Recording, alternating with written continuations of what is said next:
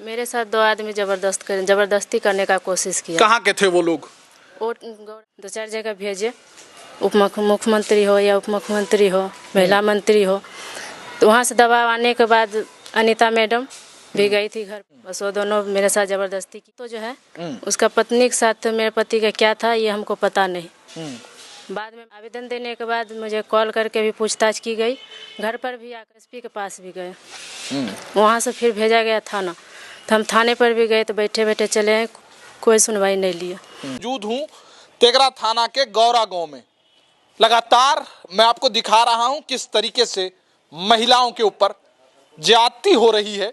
महिलाओं की आवाज सरकार कहती है कि बुलंद होगी और कहीं ना कहीं आवाज महिलाओं की दबाई जा रही है। ये ऐसा मामला तेघरा थाना क्षेत्र के गौरा गांव से ही निकलकर सामने आया है। हमारे साथ पीड़िता मौजूद हैं, इनसे जानने की कोशिश करेंगे कि क्या मामला है और क्यों ये लगभग 2 महीने से परेशान है। क्या हुआ है मामला आपके साथ? मेरे साथ दो आदमी जबरदस्ती करने का कोशिश किया। कहाँ के थे वो लोग? वो गौरा का ही थे। आपके पड़ोस के थे क्या? मोहल्ले का है, पड़ोस के नहीं है, मोहल्ले का है। अच्छा। अगल बगल के। तो मुझे किसी मैटर के बारे में पता नहीं था, बस वो दोनों मेरे साथ जबरदस्ती किया।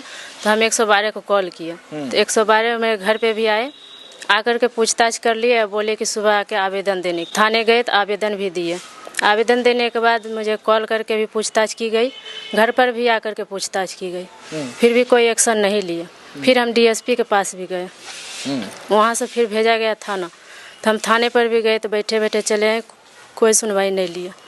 नहीं सुनवाई लेने के बाद हम ऑनलाइन भी किए, ऑनलाइन के बाद भी कुछ नहीं हुआ। तो फिर हम चिट्ठी द्वारा 2-4 जगह भेजे, मुख्यमंत्री हो या उप मुख्यमंत्री हो, महिला मंत्री हो, तो वहाँ से दबाव आने के बाद अनीता मैडम भी गई थी घर पे पूछताछ करने। तो वो बोली कि हम बुलाएंगे थाना तो आइएगा। फिर बुलाने के बाद हम गए थे थाना उसके दूसरे दिन, तो 11 बजे से लेकर 3 बजे तक हम बैठे रहे। तो अनीता मैडम ने बोले कि काला पेन से नहीं चलेगा, ब्लू पेन से चलेगा। पहले ये बातें कही गई कि बाद में ये बातें कही गई? बाद में बोली गई। पहले क्या मामला हुआ था, क्या आप लोगों का आरोप है? आरोप पंकज महतो जो है उसका पत्नी के साथ मेरे पति का क्या था ये हमको पता नहीं, बाद में मालूम चला दूसरे से। बस हम यही जानते हैं। तो क्या हुआ, कार्रवाई हुई कि नहीं अभी तक? कोई कार्रवाई नहीं हुई।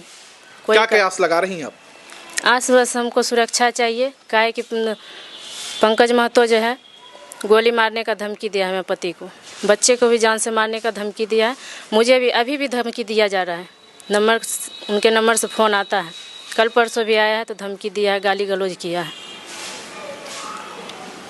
क्या कहिएगा, सरकार अभी बात करती है महिला सशक्तिकरण के लिए, सरकार बात करती है सरकार के महिलाओं को सम्मान मिलेगा, बात करती है महिला के जो है बेटी बचाओ बेटी पढ़ाओ की बात सरकार करती है। क्या कहिएगा सरकार से? बस हम सरकार से मांग कर रहे हैं अपना सुरक्षा के लिए। मेरे पति को जो धमकी दिया जा रहा है बस वो अभी तक घर नहीं आ रहे, इसी डर से हम नहीं बुला रहे हैं। गोली मारने का धमकी दिया है पंकज महतो है और रामकवाल महतो है। हाँ, बाद में मालूम पड़ने के बाद हम पंकज महतो को पत्नी से पूछने गए थे, तो वो भी वीडियो बना करके हम रखे हैं। 5 लोगों का नाम लिया है गोली मारने में।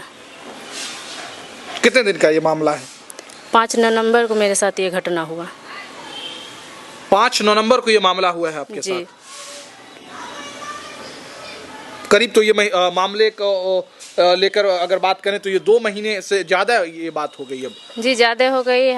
मुझे जो मतलब तेघरा थाना से जो रिपोर्ट आए थे कि यहाँ आओ ये करके जाओ, तो हम बार बार गए हैं उनके बुलाने के बाद। देखिए भैया, ये बिहार है और बिहार में कहते हैं ना कि लोग, एक फिल्मी डायलॉग था कि भाई कबूतर भी यहाँ उड़ता है तो एक पंख से उड़ता है, दूसरी पंख से अपनी इज्जत बचाता है।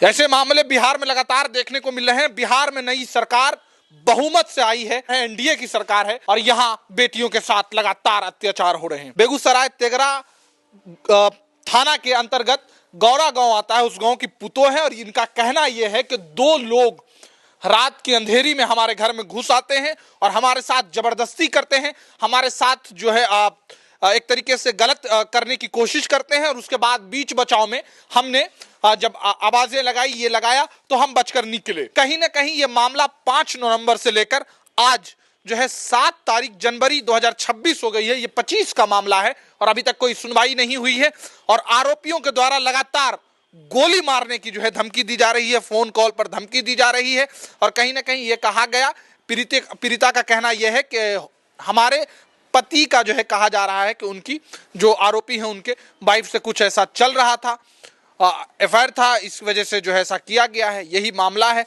आप इस बात पर कितने संतोष रखते हैं, आप इस बात को कितनी इस बात में सहमति जताते हैं, अपने कमेंट बॉक्स में बताइएगा। मैं